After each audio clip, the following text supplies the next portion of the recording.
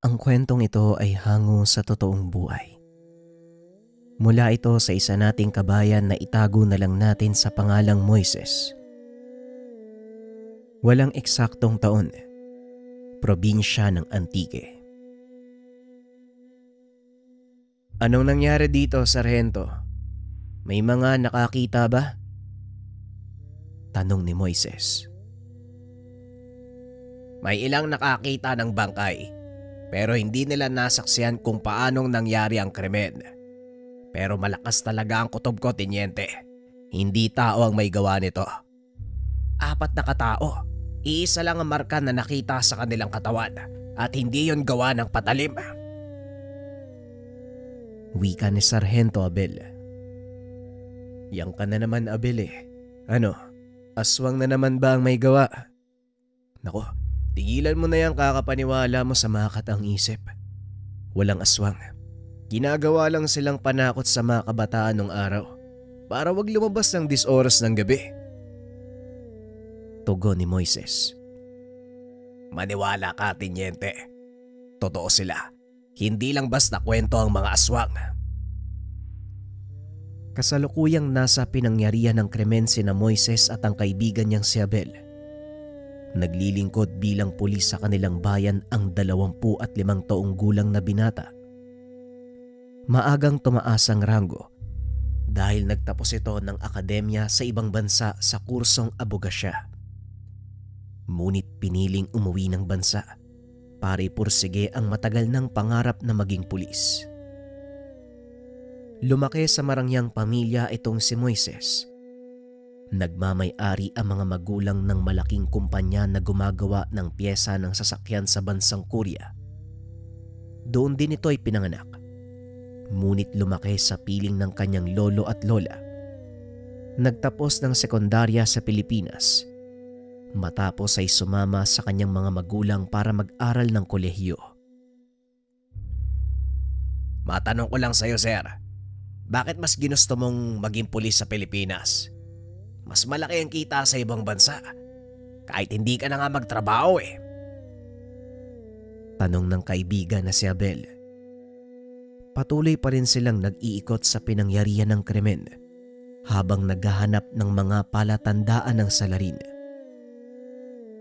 Alam mo, Abel, kapag pangarap mo, kahit gaano kaliit ang sweldo, kahit gaano kahirap masaya ka, yun ang gusto mo eh.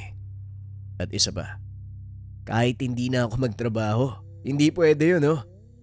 Hindi ko naman pagmamay-ari ang kumpanya ng mga magulang ko. Tugon ni Moises. Biglang napahinto si Abel nang makita ang mga bakas ng paa na papasok sa kagubatan. Naupo ito para makitang mabuti ang mga ito. Hindi ba bakas ng tao to, Moises? Maliwala ka sa akin, hindi tao ang may gawa nito. Wika ni Abel. Tinignan ni Moises ang mga bakas. Napansin ang mahabang daliri. Oh, hindi tao. Parang bakas ng malaking unggoy. Ay nako, Abel, alam mo masyado ka nang nagpapaniwala sa mga kwento. Halika na nga, bumalik na tayo sa presinto para makapagpasa tayo ng report. Tugon ni Moises. Kaunting kaalaman tungkol sa ating tampok na karakter. Si Moises ang tipo ng taong hindi naniniwala sa mga pamahiin at mga kwento hanggat hindi niya ito napapatunayan at nakikita ng sariling mga mata. Hindi niya ito pinaniniwalaan dahil na din sa kursong tinapos.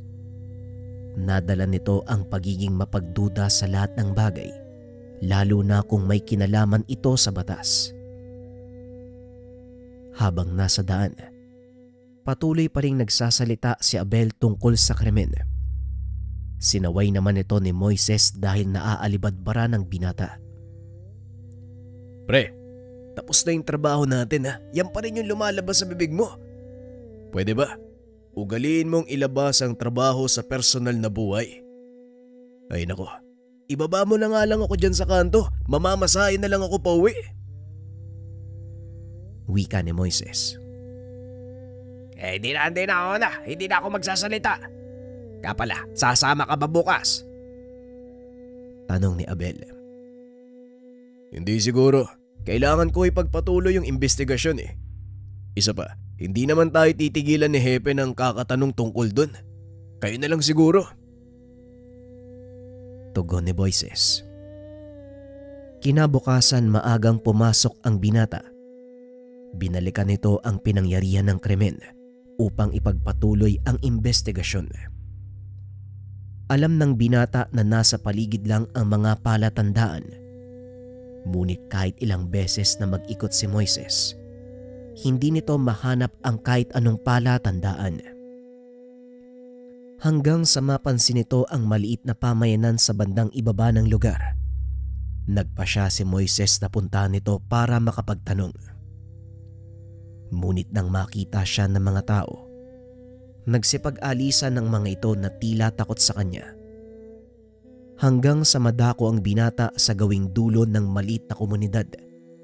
Nag-iisang maliit na kubo na lang ang nakatayo roon at may lalaking nakatira. Tinatayang nasa edad 40 ang edad nito. Matipuno ang pangangatawan. Napansin ni Moises ang pilat nito sa kanang braso. Pisngi na parang kinalmot ng kung anong nilalang. Mawalang galang na po. Maaari po bang makapagtanong? Tanong ni Moises.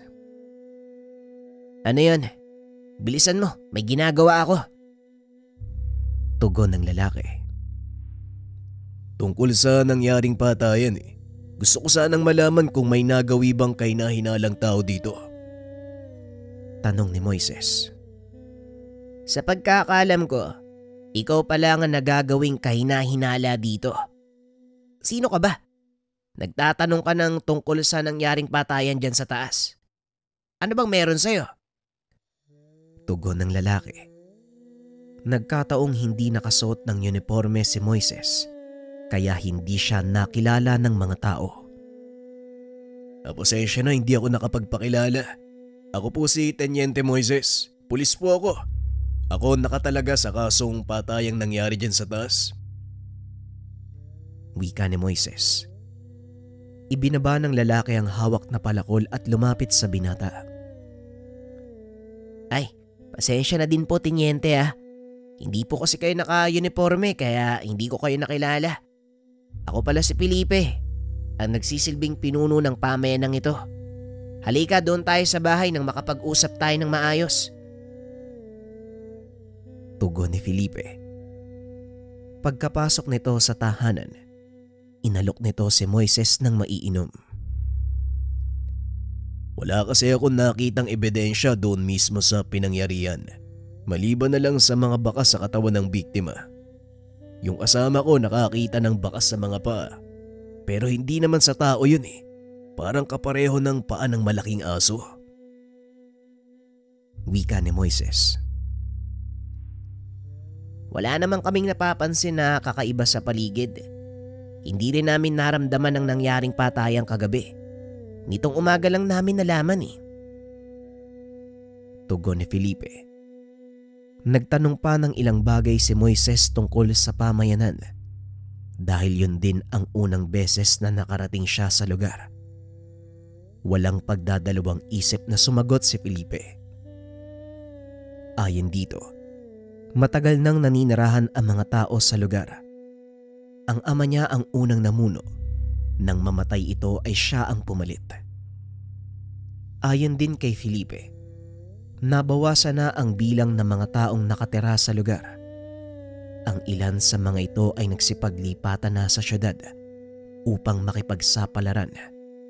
Ang mga naiwan na lang, ang mga pamilyang ikinabubuhay ang pagsasaka at pag-aalaga ng mga hayop. Napasarap sa pakikipagkwentuhan ang binata.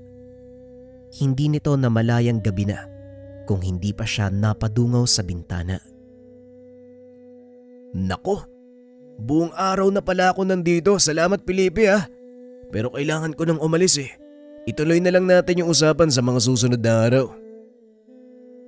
Wika ni Moises. Walang problema, Teniente. Ihatid na kita sa bukana. Mapanganib na ang daanan sa ganitong oras. Naglipa na sa lugar ang mga alagang aso ng mga kapitbahay. Tugon ni Felipe. Habang naglalakad ang dalawa, napansin ni Moises ang malalaking asong naglalakad sa gilid ng daan. Ang ipinagtataka ng binata, halos magkakasing laki ang mga ito at karamihan ay kulay itim ang balahibo. Isa lang ba yung pinagmumulan ng mga asong yan? Bakit parang magkakamukha lang sila? Tanong ni Moises. Hindi, Tiniente. Iba-iba yung pinagmulan ng mga asong yan eh. Madilim nga lang kaya akalain mong magkasing laki lang sila at magkakamuka. Pero bueno nandito na tayo sa bukana. Hanggang dito na lang kita ihahatid. Tugon ni Felipe. Liblib pa rin ang lugar. Kailangan pang maglakad ng binatang ng ilang metro bago marating ang lugar kung saan nakaparada ang sasakyan. Walang problema, Felipe. Una na ako para makauwi ka na din. Salamat, pinatuloy mo ako sa tahanan mo. Wika ni Moises. Matapos ay tumuloy ito sa paglalakad.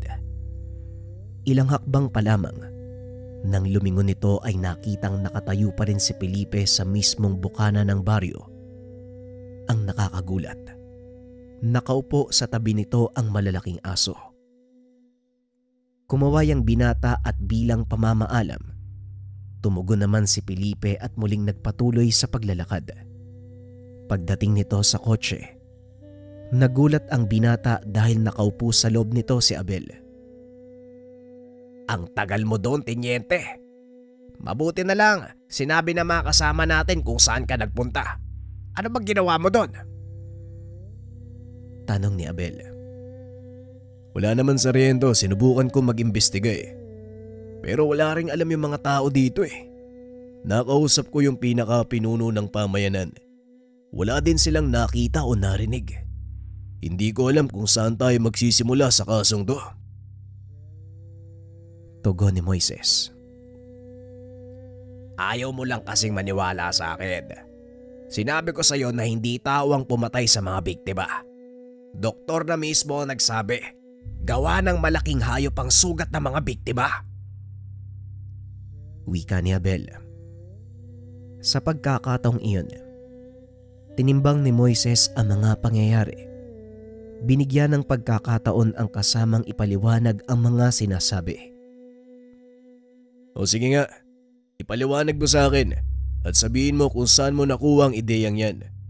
Paano mo nasabi na hindi nga tao ang may gawa ng pagpatay? Tanong ni Moises. Magsisimula tayo sa katawan ng mga biktima sa morgue. Halika, ako na magmamaneho.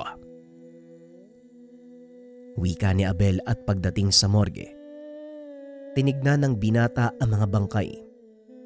Nalinis na ito ng mga embalsamador. Ngunit nakaimbak lang ang mga ito dahil walang kumikilalang kaanak. Ano bang titignan natin dito, Sargento? Tanong ni Moises habang pinagmamasdan ang sugat sa dibdib ng biktima. Tignan mong mabuti, Teniente. Isukat mo ang kamay mo sa distansya ng bawat hiwa. Tugon ni Abel. Ginawa naman ito ni Moises. Laking gulat ng binata dahil halos kasukat ito ng kanyang kamay. Huwag mong sabihing likha ng kamay ng tao ang sugat na to. Tanong ni Moises. Tumpak, Teniente. Yan mismo ang gusto kong ipakita sa iyo. Ngayon pumunta tayo sa iba pang salarin. Mapapansin mo ang malalalim na kagat sa kanilang leeg. Tignan mong maigi, yung mga marka sa ngipin. Gaano kalaki ang butas nito? Hindi ba kasing laki ng hintuturo mo? Tatanungin kita, Teniente, anong hayop ang nabubuhay dito sa Pilipinas ang merong ganyang kalaking pangil? Tugon ni Abel. Napaisip ang binata dahil totoo ang sinasabi ng kasama. Wala nga akong alam na ganyang kalaking hayop Pero anong klaseng nila lang ang gagawa niyan? Tanong ni Moises. Yan mismo ang tutuklasin natin ngayong gabi. Halika, samahan mo ko sa kaibigan kong matanda doon sa may likod ng simbahan. Siya ang maaaring makasagot sa mga tanong natin. Tugon ni Abel. Muling bumiyahe ang dalawa pabalik sa labas ng bayan. Sa pagkakataong iyon, pinuntahan nila ang tahanan ng kakilala ni Abel. Pagdating sa lugar, nakita nitong nakaupo sa atangan ang isang matandang nagsisindi ng kanyang tabako. Napatingin sa kanilang dalawa ang matanda. Napatayo ito. Sinubukang maaninag kung sino ang mga paparating na panauhin. Huwag kang magsasalita, Tenyente. Ako ang makikipag-usap kay Tatang Ingo. Medyo may diferensya yan sa pandinig eh. Kaya kailangan mong lakasan kapag magsasalita ka. Wika ni Abel. O sige, walang problema. Ikaw naman yung nakakakilala sa taong yan eh. Mas mabuting ikaw na yung makipag-usap. Tugon ni Moises. Nagpatuloy ang mga ito. Marahang pumasok sa tahanan ng matanda. Matapos magsalita ng kaibigan, bumati naman si Moises ng magandang gabi. Nilakasan nito ang tinig para marinig ng matanda. Magandang gabi po. Mga pulis po kami. May gusto lang sana kaming itanong. Ay huwag ka ngang sumigaw, naririnig kita ng maayos. Bakit ba anong kailangan nyo sa akin? May kasalanan ba ako? Tanong ni Tatang Ingo. Wala naman po, Tatang. Naparito lang po kami para magtanong tungkol sa ilang bagay. Alam ko pong kailangan makakasagot sa mga ito. Wika ni Abel. Kung ganon, ano ba ang gusto mong malaman? Tanong ni Tatang Ingo. Hinayaan ni Moises na si Abel ang magsalita. Tungkol po sa nangyaring patayan doon sa Tumana. Kung hindi po nakarating sa inyo, 4 na tao po kasi yung nakitang patay sa lugar eh. Hindi po malinaw kung sinong may gawa. Pero may suspetsya po ako, hindi tao ang pumatay sa kanila. Tugon ni Abel. Maaari mo bang ipaliwanag sa akin kung bakit mo nasabing hindi tao ang may gawa ng pagpatay? Ano ang mga palatandaang nakita mo? Tanong ni Tatang Ingo. Yung mga sugat po ng biktima, hindi po sila gawa ng patalim eh, kundi kuko ng malaking hayop. Wala rin kaming nakitang ibang palatandaan na tao ang gumawa. Yung mga bakas sa lupa hindi bakas ng tao, bakas ng malaking aso. Pagpapaliwanag ni Abel. Alam nyo, may mga kwentong kumakalat sa lugar na ito tungkol sa mga nilalang na pumapatay at kumakain ng lamang loob ng tao. Gabuna ng tawag sa kanila. Isa sa pinakamalakas na lahi ng mga aswang. Wika ni Tatang Ingo. Aswang? Seryoso ka ba sa sinasabi mo, Manong? Hoy Abel, sinabi ko sa'yo ayokong sayangin ang oras ko dito. Pasensya na po, Tatang, pero hindi po ako naniniwala sa mga ganyang kalokohan. Tugon ni Moises. Akmang aalis na sana ito nang tumayo si Tatang Ingo. Ipinakita ang kanyang tenga. Nanlaki ang mga mata ng binata nang makita ang malalaking pilat na naging dahilan upang mawala ang tenga nito. Ang mga pilat na ito, likha ng isang gabunan. Kamunti ka na akong mamatay dahil sa kanila. Kaya nga nagpasya kong tugisin ang mga yan. May pagmamalaki ko sa iyo na marami din sa mga nilalang na yon ang namatay sa pamamagitan ng aking talim.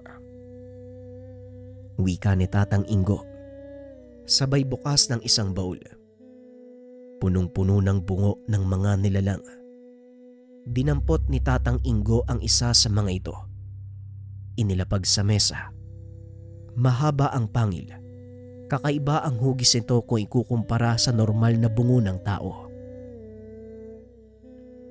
Anong uri ng hayop yan? Tanong ni Moises. Bungo ng isang gabunad na napatay habang nasaan yung aswang. Maniwala ka o hindi, totoo sila, Moises. Ngayon nasa harapan natin ang biktima ng isa sa kanila. Seryoso ang kasong ito, Tenyente. Hindi ito malulutas kung papairalin natin ang pamamaraan ng tao. Wika ni Abel.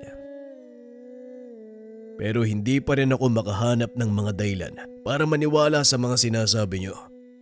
Ayokong itaya ang propesyon ko dahil lang sa mga bagay na walang basehan. Tugon ni Moises. Hindi mo naman kailangang itaya ang propesyon natin dito, Tenyente. Dahil sa totoo lang, labas na ang bagay na ito sa trabaho natin. Nasa iyo kung gusto mong tumulong. Tugon ni Abel. Kung sakaling tumulong ako sa paglutas, saan tayo magsisimula? Tanong ni Moises. Dito mismo sa 4 na biktima. Kailangan natin silang obserbahan. Ipapaalala ko lang sa'yo, wala nang halaga ang ranggo natin dito. Pareho tayong pangkaraniwang tao na may iisang misyon. Yun ay ang malaman at ipaalam sa tao ang totoong nangyayari. Tugon ni Abel. Nang gabing iyon, binuo ng dalawa ang kanilang plano. Ipinagpatuloy ni Moises ang pakikitungo sa mga taong nasa nayon ni Felipe. Ilang araw nagpabalik-balik ang binata sa nayon nang hindi na nalaman ni Felipe. Hanggang sa matuklasan ng binata ang katotohanan, ito ay nang minsang ginabi sa pagmamatsyag. Hindi sinasadyang nakatulog sa taas ng punong pinagtataguan. Nalimpungatan si Moises ng mapagtantong gabi na. Akmang bababa sana ito sa puno nang makitang naglalakad si Felipe papasok ng kagubatan. Hindi kumilos si Moises. Hinayaan niya itong makalampas. Nang makalayo na ay dali-daling bumaba ang binata at sinundan ito. Nakarating sa pinakaliblib na bahagi ng gubat si Felipe.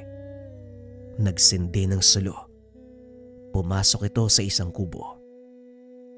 Marahang naglakad si Moises papunta sa kubo.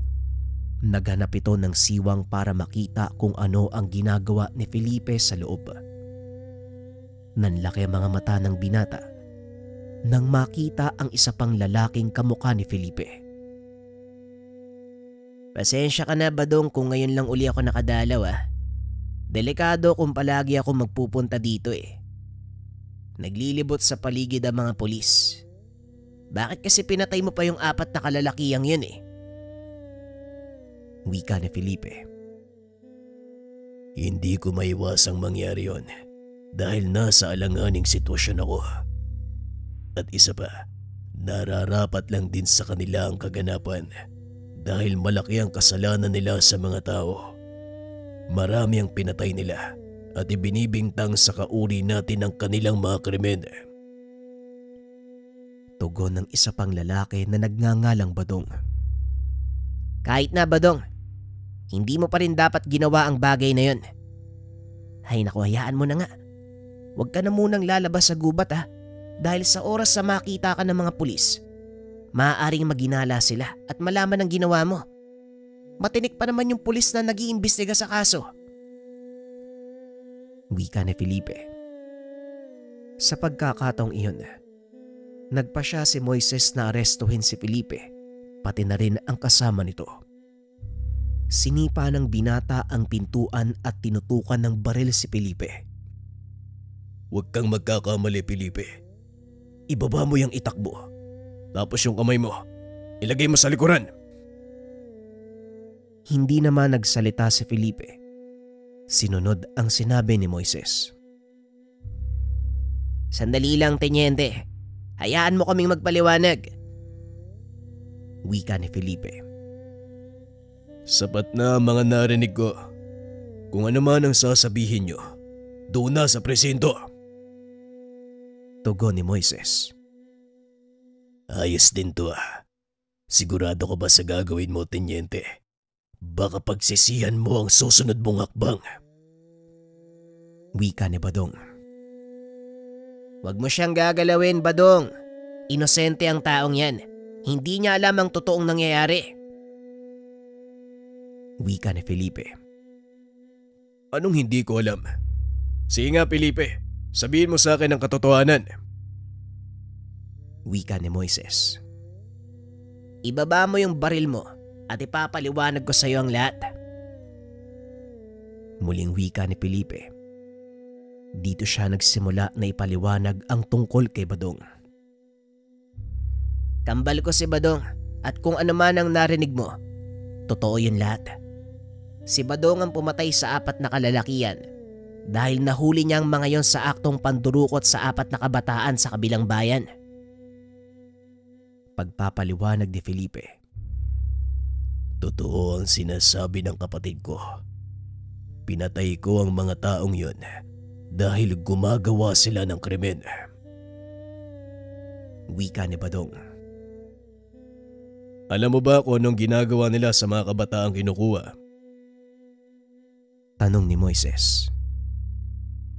Nagawa kong paaminin ng isa sa kanila. Ayon dito, dinadala mga kabataan sa isang lugar para kunin ang mga lamang loob. Ipinagbibili sa mga nangangailangan. Ito ang kanilang pagkakakilanlan.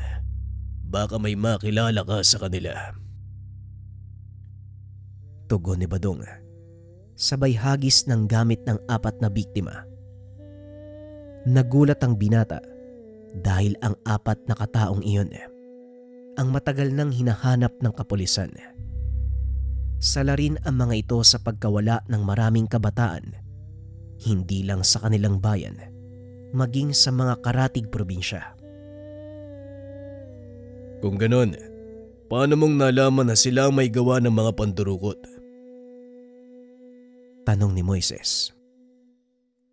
Matagal ko na silang minamanmanan hanggang sa nahuli nila kung sinusundan sila.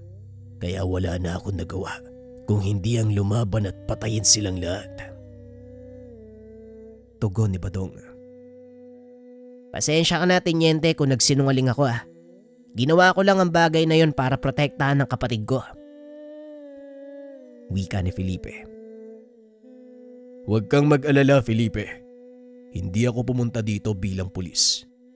Naparito ako para malaman kung sino talaga ang pumatay sa mga kalalakihang yon. Nanatiling misteryo sa amin ang kanilang pagkamatay dahil walang naiwang bakas maliban na lang sa sugat. Tugon ni Moises. Ngayong maliwanag na ang lahat sa'yo, ang hinihiling ko lang, itago mo ang sekreto ng aking kambal. Wika ni Felipe. Wala kang dapat ipag-alala dahil hindi ko yan ipagkakalat. Pero hindi pa rin ako makapaniwala. Totoo talaga kayo. Tugon ng binata. Pinaliwanag ni Felipe ang lahat. Simula sa umpisa at kung paano silang napunta sa bayang iyon. Ayon kay Felipe, hindi sila orihinal na taga-bayan. Napilitan silang umalis sa kanilang pinagmulan dahil sa pagtugis ng mga taong hindi nauunawaan ang kanilang mga kinaugalian. Oo, mga aswang kami. Hindi namin tinatanggi. Pero malaki ang pagkakaiba namin sa pangkaraniwang aswang. Kailanman, hindi namin tinangkang pumatay at kumain ng laman ng tao. Kung nakakapatay man kami, yun ay dahil sa ipinagtatanggol namin ang aming mga sarili. Pagpapaliwanag ni Badong. Kaming mga gabunan, walang pinagkaiba sa mga normal na tao. Bawat isa sa amin, isinilang na kambal. Iisa lang ang may kakayahang magbagong anyo at ang isa naman ay normal na tao. Sa lumang pamamaraan, pinapatay ang sanggol na walang kakayahan sa paniniwalang makakasagaba lang ito sa kanyang kapatid. Pagpapaliwanag ni Felipe. Pero mali ang paniniwalang yun dahil napatunayan ng aming nasirang ama na sa oras na patayin ang kakambal ng gabunan, maaari itong magdulot ng kakaibang epekto sa naiwang kambal.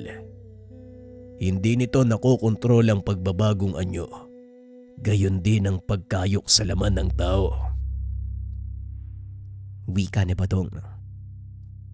Ang ibig niyong sabihin, kayong dalawa pinanganak na kambal, tapos si Badong lang ang may kakayahan na magbago ng anyo. Ikaw, Felipe, anong kaya mong gawin? Tanong ni Moises. Ako ang gumagamot sa sugat ni Badong. Dahil din sa akin, nakokontrol ng kapatid ko ang pagbabagong anyo niya. Pero sa oras na malayo kami o mapatay ako, walang sino man ang makakapigil sa aking kapatid. Tugon ni Felipe. Hindi makapaniwala si Moises sa mga naririnig. Hindi rin inaasahan ng binata na mapapatunayan ang mga sinasabi nila Badong. Habang nag-uusap, nakarinig sila ng mga sumisigaw na tao. May inaasahan ka bang darating ngayon, Felipe? Mukhang may mga bisita tayo. Wika ni Badong. Wala, Badong. Maganda ka, Tiniente. Malamang mga maangaso sila. Madalas silang sinusuyod ang bahaging ito ng gubat para mahuli ang maiilap na hayop. Tugon ni Felipe. Kung ganon, ako nang bahala sa kanila. Wika ni Moises. Akmang lalabas na sana ito ng kubo, bigla siyang hinila ni Felipe. Hindi mo sila kakayanin, Tiniente. Meron silang taglay na agimat para hindi tabla ng anumang sandata. Mas makakabuti kung manatili ka. Hindi na ituloy ni Felipe ang sasabihin. Biglang nagliyab ang bahaging likod ng kubo. Mga walang iya. Talagang hinanap pa nila ang pinagtataguan ko. Wika ni Badong. Anong ibig mong sabihin? Bakit nasundan ka ng mga maangaso? Tanong ni Felipe. Bago ka dumating, nakipagsagupaan ako sa mga yan. Hinayaan ko lang silang makalis, pero bumalik pa rin ang mga lintik. Tugon ni Badong. Sinipa nito ang pinto ng tahanan at kagad lumabas ng kubo para harapin ang mga maangaso.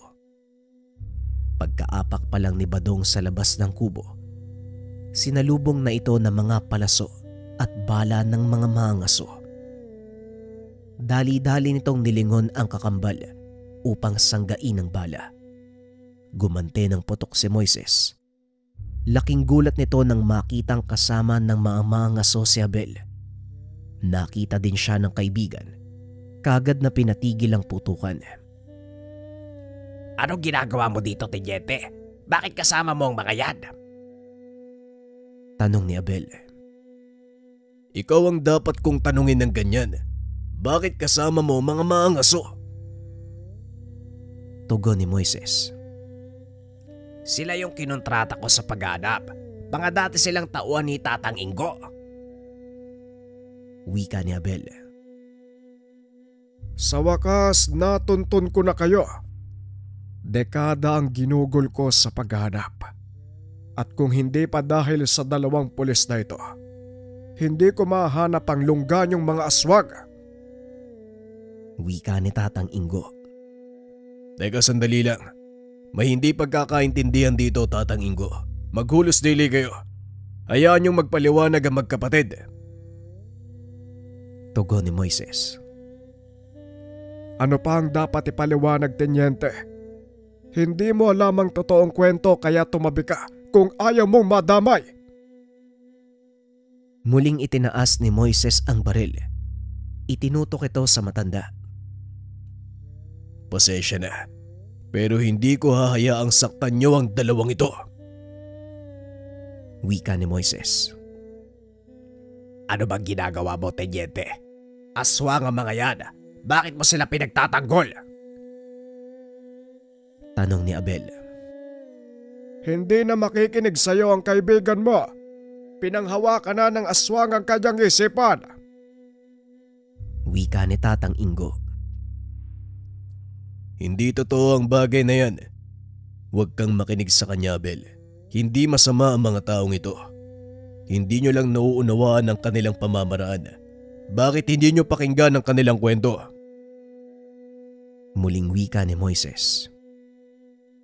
Wala nang pag-asang makinig ang mga taong yan. Kaya umalis na tayo dito, Tenyente. Harangan ko sila. Tumakas kayo ni Felipe. Susunod ako. Sabihin mo yan sa kanya. Wika ni Badong. Hindi mo sila kakayanin, Badong. Napakadami nila. At paniguradong may nakatago pa sa paligid. Alam ko ang kilos sa mga kagaya nilang mga tao. Wika ni Moises. Nagmatigas si Badong. Nagulat si Moises sa ginawa nito. Huwag ka nang makulit, Tenyente. Pakiusap, ilayo mo dito ang kapatid ko. Ako na ang bahala at pangako.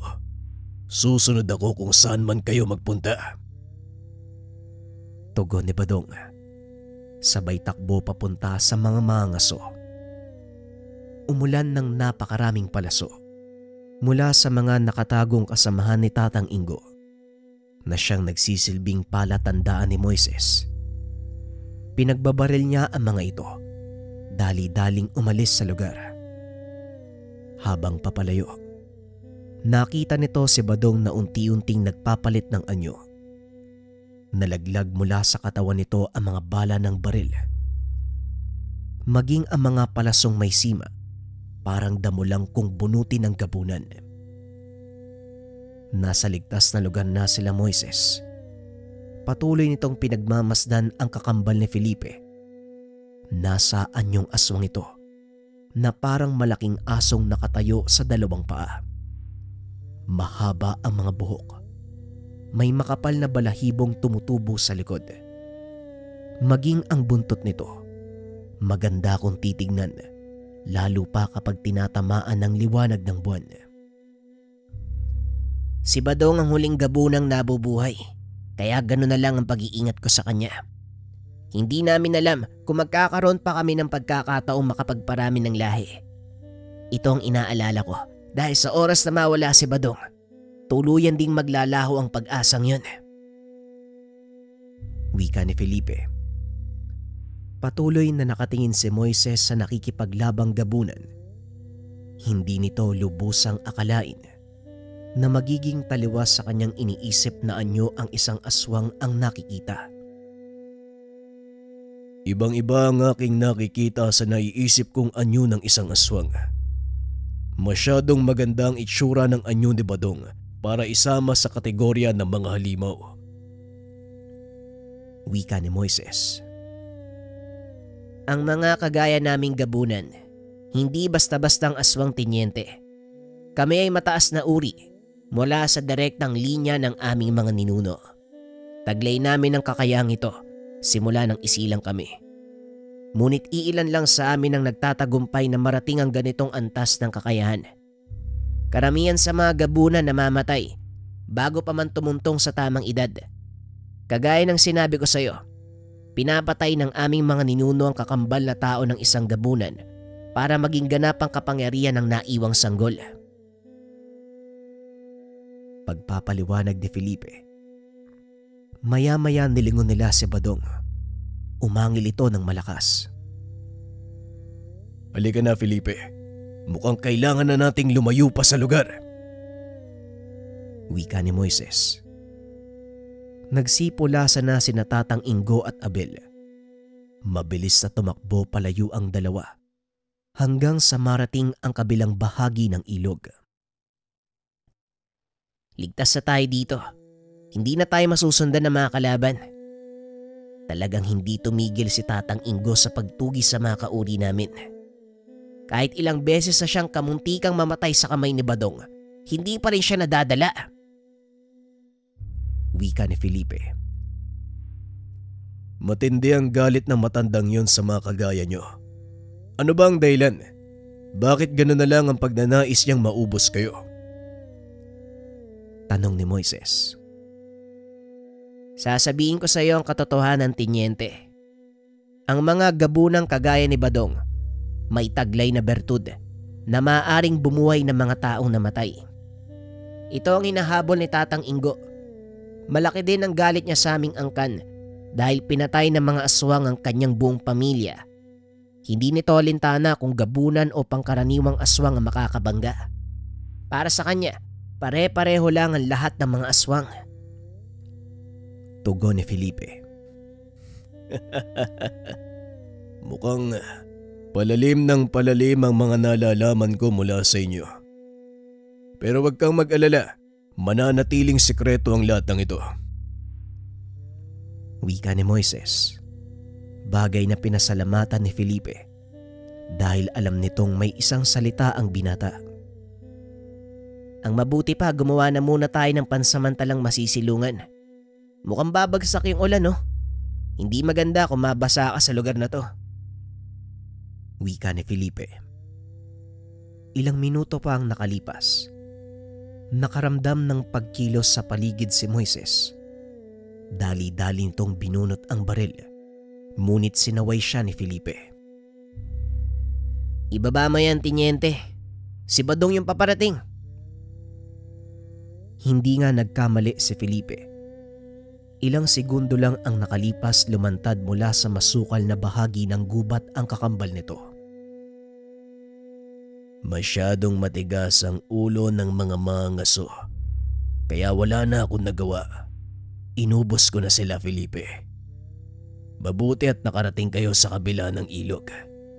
Hindi nila tayo masusundan sa lugar na to. Magpapalipas tayo ng gabi at kinabukasan. Pupunta tayo sa dati naming tirahan. Wika ni Badong. Hindi na nagsalita pa si Moises. Para sa kanya, sapat nang makitang ligtas si Badong para patunayan kung gaano kamakapangyarihan ang isang gabunan. Kinabukasan, pagputok ng liwanag, nagpatuloy sa paglalakad ang tatlo. Hanggang sa marating ng mga ito ang kalsada. Binaybay nila ang kabaan ng daan hanggang sa makarating sa isang maliit at abandonadong pamayanan. Ano ba tong lugar na to? At saka, nasaan yung mga nakatira? Tanong ni Moises. Yan ang nayon kung saan kami isinilang, Tinyente. Matagal nang abandonado ang lugar na ito dahil sa kagagawa ni Tatang Ingo. Pinagpapapatay niya mga nakatira sa lugar nung mga panahong tinutugis niya mga kauri namin. Wika ni Felipe. Tandang-tanda ko pa nung una ko siyang makaharap. Bata pa ako ng mga sandaling yun at masyadong mapusok. Sinugod ko ang matanda. Tinamaan ko siya ng kalmot sa kanang pisngi, pababa sa kanyang braso. Kung mapapansin mo, wala nang kanang tenga si Tatang Ingo. Yun ay dahil sa akin. Wika ni Badong. Kaya nga gano'n na lang yung paghahangad niya na mahuli si Badong. Halika na nga, doon natin ipagpatuloy yung pag-uusap sa bahay namin. Wika ni Felipe. Pagdating sa lumang tahanan, laking gulat ni Moises dahil buo pa ang bahay. Wala halos bakas o tanda na pinabayaan nito sa mahabang panahon. Parang may nakatira pa rin sa lugar na to ah. Wala man lang bakas na napabayaan sa loob ng mahabang panahon. Wika ni Moises. Yun ay dahil dito ako naglalagi. Walang ibang nakakakita sa akin sa lugar na to. Lalo na nang mapatay ko ang 4 na katao. Tugon ni Badong. Ganun ba? Mas mabuti siguro kung manatili ka sa lugar na ito, Badong. Para maiwasan ang palaging komprontasyon nyo ng mga mangangaso ni Tatang Ingo. Titignan ko kung ano magagawa ko tungkol sa kanila. Wika ni Moises. Nagpaalam itong babalik sa bayan para makapag-ulat sa kanyang superior. Pagdating sa presinto, nakita nito si Abel. Dali-dali siyang nilapitan ng kaibigan upang kausapin. Mabuti naman at pinakawalan ka na mga aswang. Alam mo ba kung saan sila naglulungga, Tenyente? Tanong ni Abel. Hindi ko alam. At para na din sa kaalaman mo, Abel, hindi ako binihag ng dalawang yun. Tugon ni Moises. Huwag mo sabihing nalaso nila ang isipan mo. Hindi mo sila dapat kinakampihan, Tenyente. Mga halimaw sila. Kung ako sa'yo, hindi na ako muling magpapakita sa mga yon. Wika ni Abel. Matapos ay lumakad ito palabas ng presinto. Hindi na nag-abala pa si Moises sa sundan ng kaibigan. Pagsapit ng hapon habang nagpapatrolya, napansin ng binatang may ilang kataong nakasunod sa kanya. Pamilyar kay Moises ang isa sa mga ito. Kaya naman hinayaan niyang masundan siya. Nagpaikot-ikot si Moises sa bayan para masigurado ang hinala. Ngunit laking gulat nito nang biglang mawala ang mga kalalakian. Nag-antay si Moises na lumabas ang mga ito. Ngunit hindi na nagpakita ang mga kalalakian. Laking gulat ng binata. Nakita nito si Badong na biglang umalis sa lugar. Dali-dali niya itong sinundan hanggang sa makarating sa bahagi ng bayan kung saan wala masyadong tao. Badong, sandali lang. Anong ginagawa mo dito? Masyadong delikado. Alam mong maraming humahabol sa'yo, di ba? Wika ni Moises. Kaya kong pangalagaan ang sarili ko. Ikaw ang inaalala ko. Siguradong hindi ka nalulubayan ni Tatang Ingo. Huwag ka masyadong magtitiwala sa mga kaibigan mo. Sila ang maglalagay sa iyo sa kapamakan. Wika ni Badong. Matapos ay kagad na itong umalis. Bumalik naman ng presinto si Moises upang kunin ang mga gamit. Tapos na ang trabaho niya sa araw na yun. Kaya nagpa siya itong puntahan ang kinaroroonan nila Felipe. Ngunit nang palabas na ito ng gusali, napansin ng binata. Nakatayo si Abel sa tabi ng kotse. Abel, bakit hindi ka pa umuwi? At saka, anong ginagawa mo dito? Tanong ni Moises. Hindi pa, Tenyente. Gusto kitang anyayaang sumama papunta kay Tatang Ingo. Tugon ni Abel. Pasensya na, pero may mga bagay akong kailangang asikasuin. Hindi ako makakasama sa'yo. Wika ni Moises. Binuksan ng binata ang pinto ng sasakyan. Ngunit itinulak ito ni Abel para isara. Wala ka ng ibang pagpipilian. Sa ayaw at sa gusto mo, sasama ka sa akin. Tignan mo ang paligid. Sa tingin mo, Tenyente, wala ba akong ibang kasama? Ano bang kailangan mo sa akin? Simple lang. Ituro mo sa amin kung saan nagtatago ang mga aswang. Wala tayong pag-uusapan. Sila ang pakay namin ni Tatang Ingo at wala kang kinalaman doon. Kaya kung ako sa'yo, magsasalita na ako. Wika ni Abel. Kagaya ng sinabi ko sa'yo, hindi ko alam kung saan sila nagtatago. Tugon ni Moises. Kilala kita, Moises. Alam ko kung nagsisinungaling ka o hindi. Kaya ang mabuti pa sumama ka na lang kung ayaw mong madamay ang mga taong nasa paligid. Wika ni Abel. Alam mo ba kung sinong totoong halimaw dito? Kayo, ng mga kagaya mong mga ngaso. Sasama ako sa inyo, pero hindi ko may papangako na magiging ligtas kayo. Wika ni Moises. Huwag kang mag-alala dahil hindi makakapasok ang mga aswang sa aming kuta. At isa pa, kung pumunta man sila para iligtas ka, hindi na din masama dahil yun mismo ang plano ko sa umpisa pa lang. Ikaw ang magiging paed. Tugon ni Abel. Hindi ganon kamangmang ang mga gabunan para kumagat sa pain nyo. Sino ako para pag-aksaya nila ng oras at para iligtas? Kung sila mismo nagtatago, para hindi tuluyang maubos ang kanilang lahi. Wika ni Moises.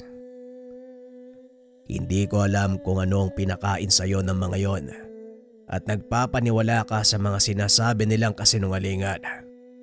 O siya, halika na. Nag-aantay sa iyo si Tatang Ingo. Pag-uusap ng dalawa. Matapos ay isinakay ni Abel si Moises sa sariling kotse. Dinala ito sa kutang kinaroroonan ni Tatang Ingo. Pagdating sa lugar, laking gulat ng binata. May nakita itong ilang kulungan. May mga taong nasa loob nito. Ang ilan ay nakatali at may busalang bibig. Samantalang ang ilan naman ay walang malay habang naliligo sa sariling dugo.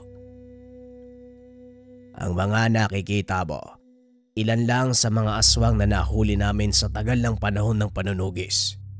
Sayang, Tenyente. Malaki sana ang potensyal mo bilang manunugis. Pero kumampi ka sa mga nilalag. Wika ni Abel. Hindi nagsasalita si Moises ng mga sandaling iyon. Hindi ito makapaniwalang ang taong pinagkatiwalaan at ang naging malapit sa kanya ay siya pa ang magdudulot ng kapamakan. Dinala ang binata sa isang kubong bantay sarado ng mga kalalakian. Armado sila ng itak at baril. May malalaking aso sa paligid, kaya hindi madaling makapasok o makalabas ang sino mang magtangka. Pagdating sa loob ng kubo, nakita nito si Tatang Ingo. Nakaupo sa harapan ng mesa, nakasuot ng magarang damit. Tadtad ng alahas ang katawan nito na malayo sa matandang unang nakilala ng binata. Nagulat ka ba, Tenyente? Pasensya na kung binulag kita ng kasinungalingan. Pero sa nakikita ko, may patutunguhan naman ang pagsisinungaling ko sa isang pulis. Wika ni Tatang Ingo. Bakit mo ginawa mga bagay na to, Tatang Ingo? Anong balak niyong gawin sa mga taong nakakulong sa labas? Tanong ni Moises. Don Hernando ang totoo kong pangalan. Pero sige, hahayaan kitang tawagin akong Tatang Ingo dahil yun naman ang pagkakakilala sa akin ng mga tao dito. Isang simpleng matandang naulela dahil sa kagagawa ng mga aswag. Ang mga nakita mong nakakulong sa labas, mga halimaw sila, Tenyente. Halimaw na kailangang patayin. At isa pa, malaking perang dala ng kanilang mga kalansay. Wika ni Tatang Ingo. Ayon pa dito, inaantay niya ang pagbilog ng buwan para tuluyang magpalit ng anyo ang mga aswang na nahuli nila. Doon niya ito papatayin at babalatan ng buhay para kunin ang kanilang mga bungo. Alam mo kung sino ang halimaw dito. Walang iba kung hindi ikaw. Walang kamuwang-muwang ang mga tao na yan. Dahil lang sa pera, handa kang pumatay. Wika ni Moises. Anong sinasabi mong walang muwang? Saan banda, Tenyente? Alam mo ba kung ilang buhay ang nawala sa kamay nila? Alam mo ba kung ilang pamilya ang naulila dahil sa kanila? Hindi! Namuhay ka sa isang lugar o sa mundong hindi nakikita ang nangyayari sa kapaligiran. Ngayon pagmasdan mo ang totoong mundo. Ito ang mundong ginagalawan natin. Maniwala ka man o hindi. Tugon ni Tatang Ingo. Habang nag-uusap, nakarinig ng malakas na alulong ng aso si Moises. Napangiti na lang ito. Alam niya kung sino ang paparating. Mukhang nandito na mga sundo ko. Pasensya, Tatang, pero hindi na ako magtatagal. Wika nito. Dali-daling nag-utos sa mga tauhan si Tatang Ingo. Talagang nakipagkasundo ka sa kanila, ha? Nanghihinayang ako sa iyo, Tenyente. Pero wala na akong magagawa. Huwag kang mag-alala. Sisiguraduhin kong maaaliw ang mga kaibigan mo.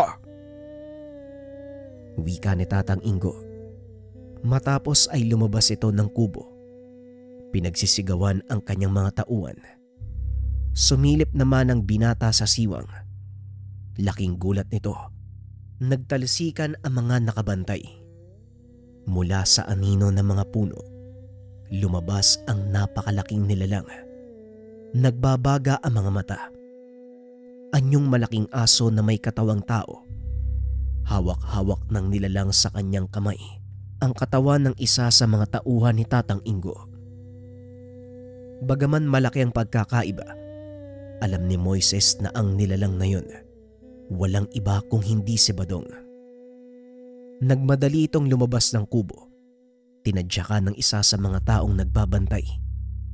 Kinuha ang hawak na baril. Pinaputukan ang iba pang mga kasama nito. Hindi magkamayaw si Tatang Ingo nang makita ang nangyaring kaguluhan. Nagtangka pa itong tumakas, ngunit sa kasamaang palad, nagawa itong abutan ni Felipe. Umalis ka na dito, Moises.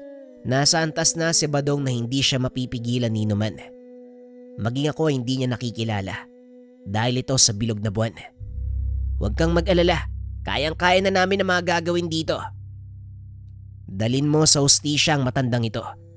Sa pagkakataong ito, Moises, ipapaubayan namin sa hustisya niyong mga tao ang aming buhay at kaligtasan. Malaki ang tiwala ko sa iyo. Wika ni Felipe. Nauunawaan ko, Felipe. Ngunit may isang bagay pa akong kailangang gawin. Tugon ng binata. Matapos ay tumakbo ito sa mga kulungan. Isa-isang binuksan ng mga pinto. Anong ginagawa mo, Tenyente? Hindi mo ba alam na? Hindi nito naituloy ang sasabihin. Bigla siyang sinakmal ng isa sa mga nakabilanggo. Nararapat lang sa iyong mamatay, Abel. Lalong-lalo na sa kamay ng mga pinahirapan niyo. Wika ni Moises. Matapos sinila nito si Tatang Ingo palayo sa lugar. Isinakay sa kanyang kotse. Dali-daling pinaandar palayo sa kuta. Mula sa daan, nakita ni Moises ang nangyayari. Saksing buhay ang binata kung paanong inubos ni Badong ang napakaraming tauhan ng matanda. Matapos ang kaganapan, tumakbo palayo si Badong.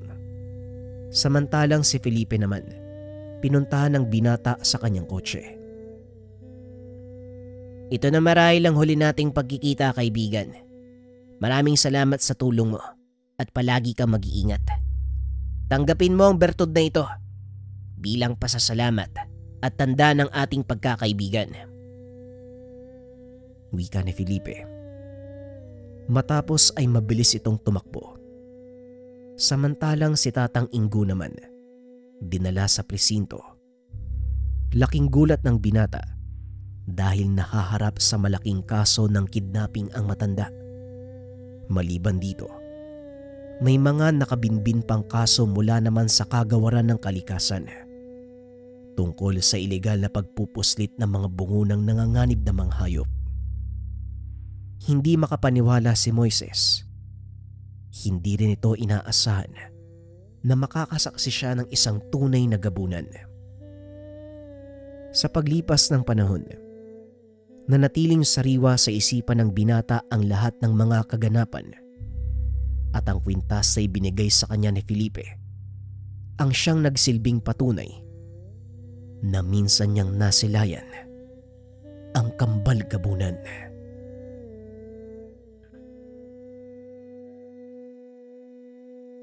Opinyon para sa kwento, ako nalulungkot ako dun sa pagkakaibigan na nabuo.